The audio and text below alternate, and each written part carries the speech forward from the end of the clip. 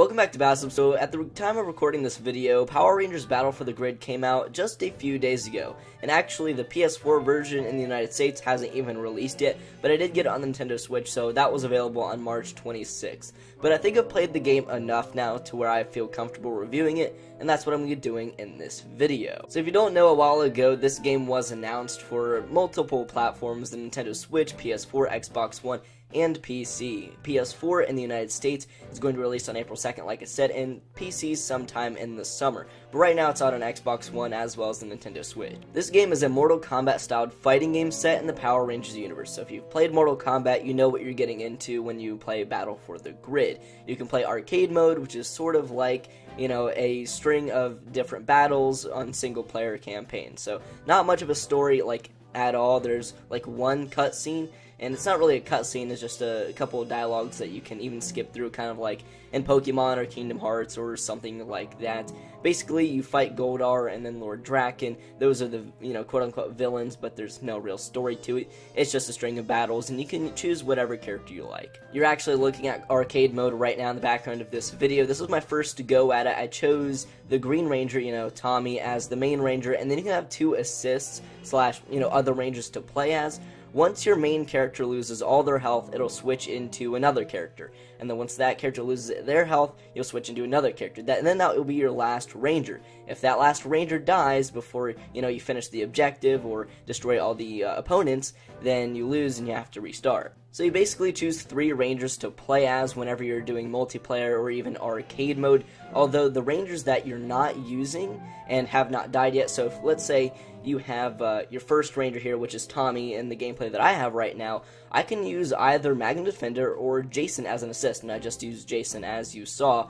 But if you, let's say Tommy dies and you only have the Magnum Defender and Jason left, you can only use one or the other as an assist depending on which one you're playing as a main. Also, during mid-battle, you can summon a Zord or a giant version of Goldar. Before you start the arcade mode or before you start a match, you choose whether you want the Dragon Zord, the Mighty Morphin Power Rangers' first Megazord, or a giant version of Goldar. And there are only 9 playable characters in this game so far, which was very disappointing when I first booted up the game, and even now I still think is just not really that acceptable, especially when the game is like $20 or $40 if you got the collector's edition, which I did. Don't get me wrong, the game is very fun, and that's actually kind of unfortunate because there isn't really much to do. And this game is great. I mean, at least I think so. And if you had a lot more characters and a lot more content, I do think this could have been a fantastic game.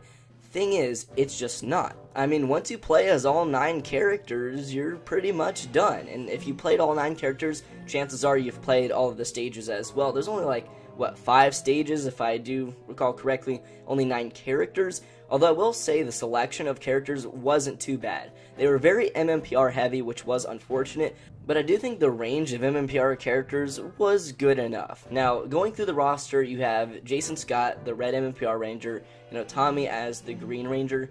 Of course, you know, they have to have Tommy in there, which was fine. He was actually ended up being one of my favorite characters in the game. Gia from Megaforce, which is Yellow Megaforce Ranger, actually here with her Super Megaforce skin. You have the Magnum Defender from Lost Galaxy, Cat from SPD, so the Cat Ranger. That was a very interesting choice. The Ranger Slayer, Lord Draken, and the Mastodon Sentry. Those were all the Rangers, but you also could play as Goldar as well, which was an interesting choice. In the very end, it wasn't a great choice. I think Goldar was definitely not a character that I enjoyed, and if they had to go with the villain, I think like Lord Zed or something would have been better. If they had to go with an MMPR villain, but I guess Goldar is fine. But the thing is, Goldar was also like an assist as a, you know, a giant version of him, kind of like the Megazords. So I don't really know why he was picked in the end. It was just a weird choice to me. I've got to say, one of the most disappointing things about this game was the map selection, because there were only 5 maps or stages, which is, that's just a terrible number. Because, I mean, think about it. If anything in the game was the easiest to make, it would be the stages. I'm no game developer, but I know characters do take a long time to make. But stages, come on, especially with this type of game. This is no Smash Bros. It's just one little flat area. And then, of course, you can choose whatever design you like best. There are no obstacles. There really isn't much to think about. It does take time to make, and I do understand that, but dang, 5 maps, and the map selection was even worse. We have Zordon's training room, which was like never seen in the series ever.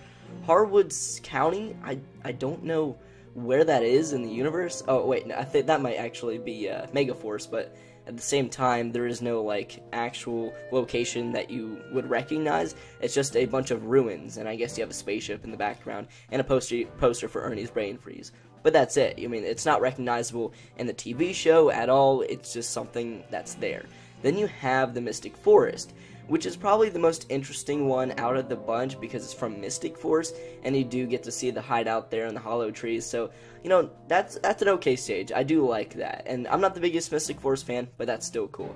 Then you have Lord Draken's Throne, which I do like that. This was seen in the comic book series and in the promotional video for Shattered Grid when that was coming out in the comic books. And then you have the Command Center. So I like the Command Center, Lord Draken's Throne, and then the Mystic Forest. However, Harwood County and Zordon's training room, it's not even really based off anything we've seen in the show.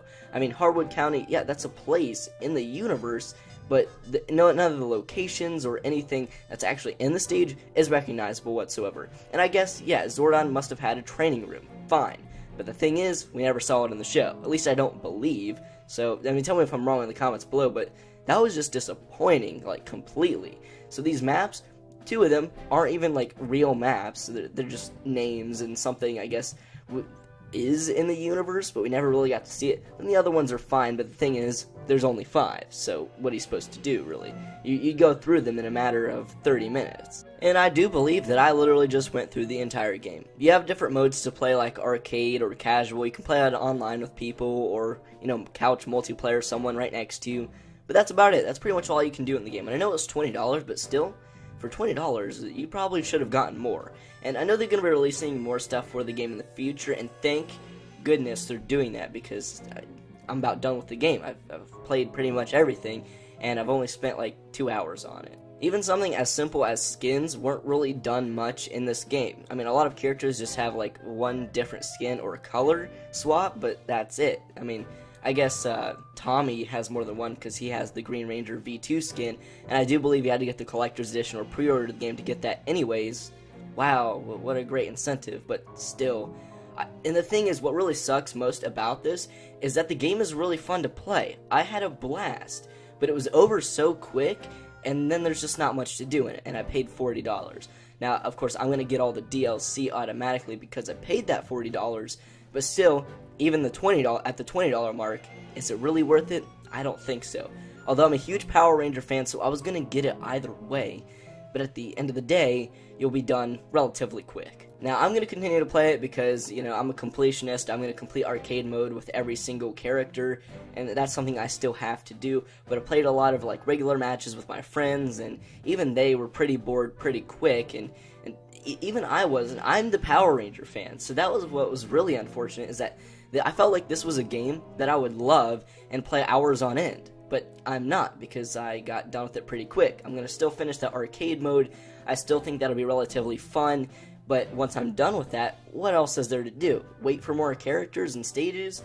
I guess, but then once those characters and stages come out, I'll play with it for a couple hours or so, maybe, and then I'll be it again. This is more of a game that I could come back to every once in a while, and I wish I can get, like, really into it, but I just can't because there's not much to do, really. And I know they probably had a limited budget or limited time frame, but I'd rather them spend another year on this game and have maybe double the maps and just a couple more characters than it come out at the time that it did so bare bones. And I think the fact that it's a really fun game makes this situation even worse for me. It makes me more irritated, because if they had more content, this game would be an absolute blast and I could play it on hours on end. But it's so bare bones that I can't do that, but it's still fun, and that is the irritating part. And look, I know this isn't Mortal Kombat. I know this isn't Smash Bros. They don't have the giant budget and all of the resources that those games have. But at the same time, this is even bare bones and not enough for Enway, which was the developers of this game. And at the price point, like I said, you should at least get a few more stages and a few more characters, at least. Plus, the arcade mode was definitely disappointing. They really could have put a story in there with just a couple of pictures for, like, you know, an animation, quote-unquote animation. You didn't even really need an animation, just needed a couple of pictures and a narrator. That was it. How hard is that? Not hard at all. So overall, this game gets 5 out of 10 because it's a fun game, but there's barely anything to do. So, you know what, if you're not, too, I'd say, concerned with the amount of content, you just want a good time, yeah, buy the game. That's fine, because you'll have fun with it, at least for the couple of hours like I did. But once that's over, I'd say your money's out the door. That's about all you're gonna get. Maybe if a ton of your friends are Power Ranger fans as well, and you can all get together and spend hours on like competitions and tournaments, that would be more fun. Thing is, I don't have that kind of situation. A lot of my friends were turned off by the fact that it was a Power Ranger game, although I did get quite a bit of rounds in with them, and that was fun at the time. But you know what, if you don't have a ton of people to play the game with, then it's not as fun. They'll usually come back when I bring out Super Smash Bros. But that's going to wrap it up for today's video, guys. I hope you all did enjoy. Tell me in the comments below what you thought of Power Rangers Battle for the Grid. Did you like it? Did you dislike it? Do you think the amount of content is fine, or do you think there should have been more? And with that being said, thank you all so much for watching, and I'll catch you all in the next video. Peace.